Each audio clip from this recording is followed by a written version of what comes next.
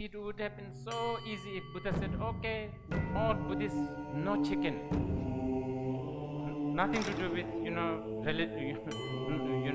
he really meant it or not meant it. No chicken. Go to Bodh Gaya once in a lifetime. Like that. All Buddhists must wear socks. Like this. Wouldn't be so easy. So easy. And all compounded things are going to be impermanent for, looks like, long time. Until somebody proves no. One compounded things become permanent. It's contradictory. It doesn't there is no such thing as a compounded phenomena and permanent. It doesn't, for the Buddhist mind, it doesn't work. Okay, anyway, the teachings that require, really mean it or not really mean it, is it, that's a big one in Buddhism. Okay, I will give you some list of Buddha's teachings that he did not really mean it. Okay, I'll give you. All the morality teachings are in the category of he didn't really mean it. Be a good, be a good boy. Don't be a good, but bad girl. All of this, he didn't really mean it. Be generous. He did not really mean it. Yeah. Be vegetarian. Didn't really mean it. Yeah. Johnny Walker is not good. He did not really mean it. This is going to upset some of you. I'm kind of afraid to even speak this out.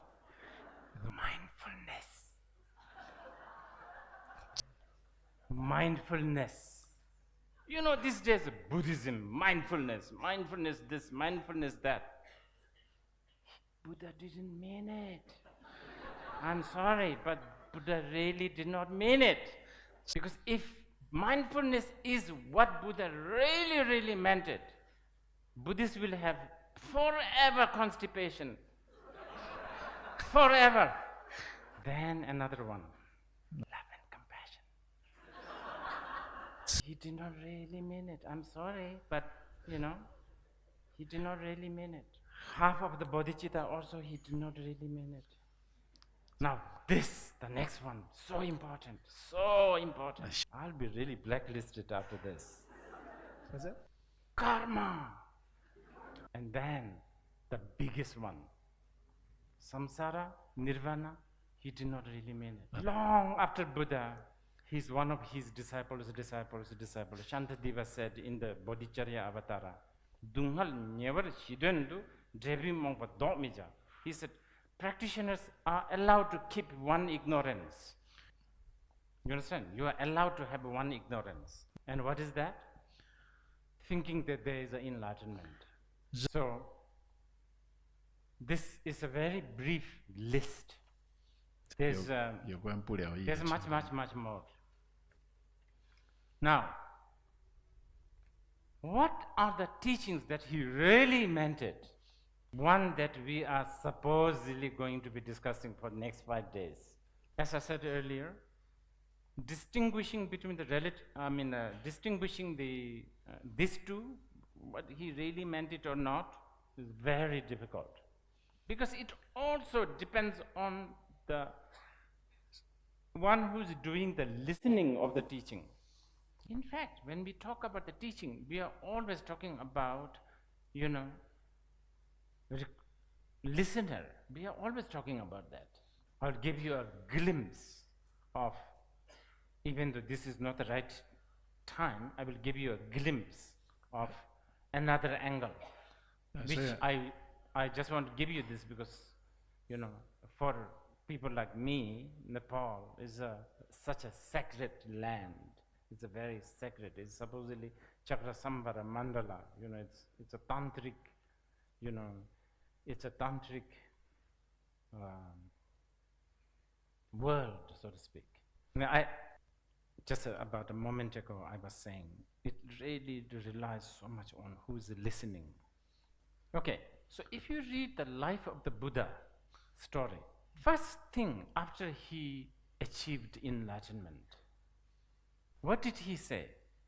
Sabji total result dimaji dizuta bi choshi koyni sulaten ja kor minu be mimran naji tapsu na parcha. Basically he said, I have found a truth, that is brilliant, extremeless, peaceful, so on and so forth, but that no one is going to hear this. So therefore, I'm going to keep quiet in the forest. This is what he said. Ordinarily, you hear, oh, he doesn't want to teach, because, it's too, we will not be able to hear it. He's not going to teach. And then what? The ordinary story is the Brahma and the Indra came rushing and said, please teach, give him, conch and so on and so forth. That's the story. That's how the story goes. But from another angle, that was the most important teaching. Beyond words, you will not hear it. There's no words, there's no language to teach. Profound, brilliant, deep, vast, infinite, uncompounded truth. He was already introducing that right at the beginning. I mean, think of it. Isn't it brilliant? He did the two things in one go. When he said, oh, I'm not going to teach because nobody is going to hear it, from one angle, it's not what he really meant it. But on the other hand, he actually meant it. You know what I mean? The same phrase, both there, depending on who is hearing it. Anyway, the story goes like this. He went to Saranath, and there he taught 4 noble truths. And for the common students, he taught about how the worldly life is full of suffering, and the truth of the suffering, and the cause of the suffering, which is the emotion, etc. But there were not just 5 monks listening to that teaching. There were many other listeners. Many other listeners, and some of the listeners are very, very high-standard listeners, and they heard it in a different way. They heard that samsara is bliss. Okay, so between these two, we need to also discuss which one he really meant it, and I'm talking from the listener's point of view now. And this is really important. Now with this, we will begin with the text. Sutra always begins, thus have I heard, thus I have heard. If you like, you can call it a disclaimer. That's in a way, it's a disclaimer.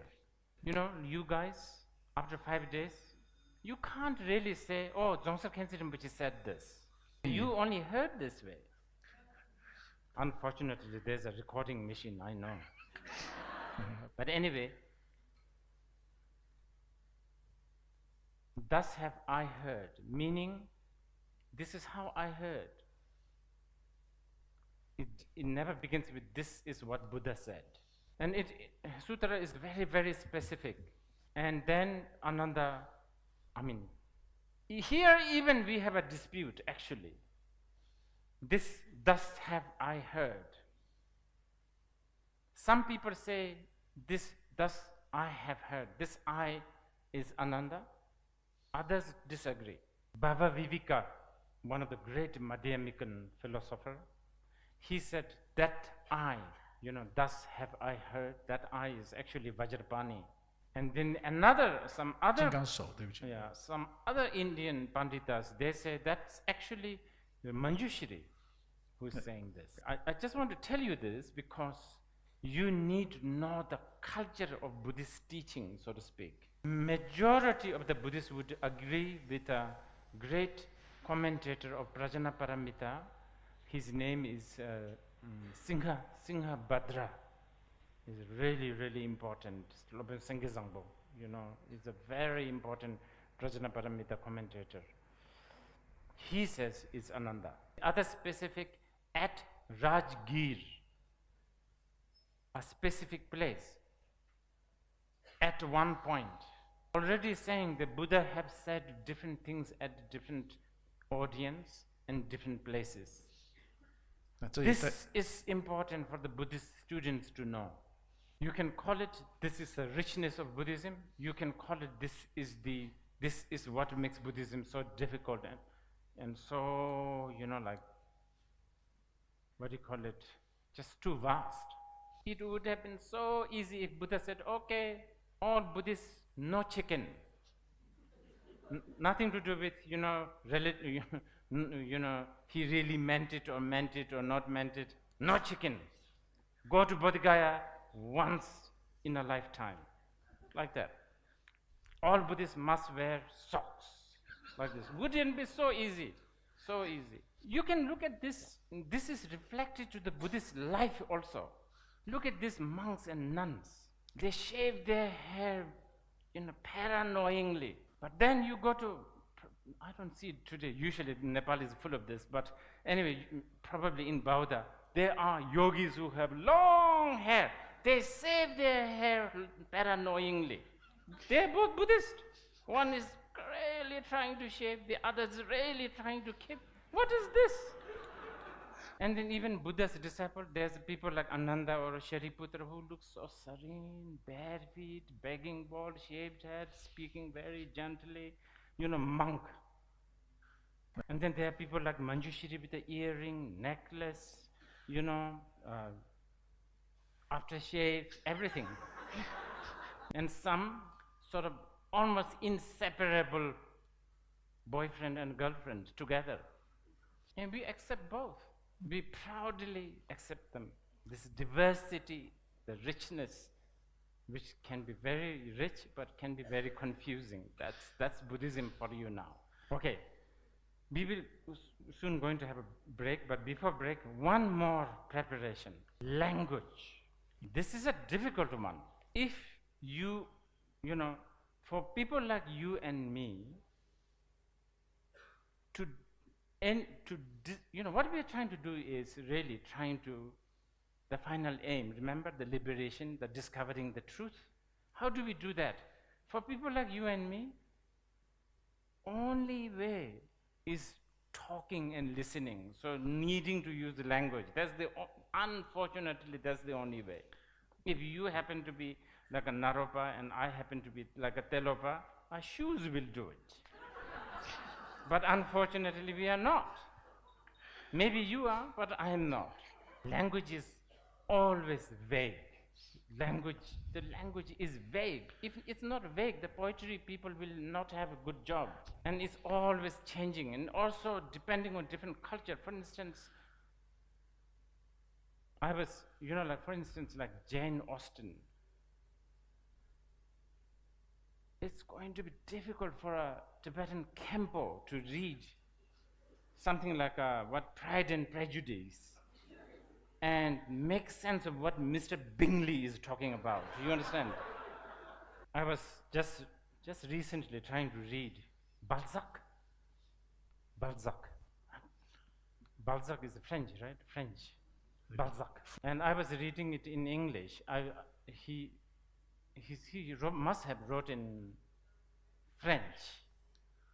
French, English, and me, I'm reading it. So like many of it, I'm sure there's so many nuances that I am totally lost. When I was reading Balzac, one thing I thought, there are certain things that the French do, things like, stuff like that. I thought, this could have been also influenced by people like Balzac. Literature does have an effect on how you move your hand, I think. But what I really want to say is during the course of these 5 days, what Buddhists mean, like exist, non-exist, truth, not truth. All this, we have to pay some little bit of attention. Otherwise, it looks like some mad person wrote this Prajanaparamita. No eyes, no nose, no this, no that. But you can see there is, my nose is right here, my ear is right here. What's this? These are some of the preparation. But I think this is what you need to hear, so that you will have a lesser assumption. Okay, so we will take a break now for like maybe 15 minutes. Oh.